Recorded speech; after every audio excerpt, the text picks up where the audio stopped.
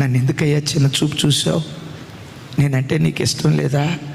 నేనంటే నీకు ప్రేమ లేదా? నా భక్తి నీకు నచ్చలేదా?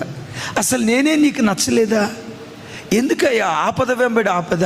ఎందుకు నా బ్రతుకులో ఈ శ్రమను అనుమతిస్తున్నావని మీలో ఎవరైనా ఏడుస్తూ ఈ ప్రార్థనకు వచ్చారా? ఏడుస్తూ ఈ వాక్యం వింటున్నారా?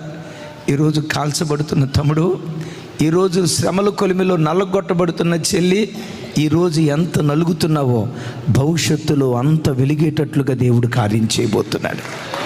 ఈరోజు అరణ్య మార్గం గుండా దేవుడు నేను తీసుకొని వెళ్తున్నాడంటే రేపు హోరేబుకు నువ్వు చేరబోతున్నావు, దేవుని పర్వతాన్ని ముఖాముఖిగా చూడబోతున్నావు అన్న విశ్వాసంతో శ్రమల మధ్యలో కాల్చబడేటప్పుడు శ్రమలు తీసేయి ప్రభా, తప్పులేదు అడగటం, శ్రమలు తీసేయి ప్రభా అని అడిగేదానికంటే దానితో పాటు ఈ శ్రమలను భరించడానికి కావలసిన శక్తి దయచేవా? ఈ బాధను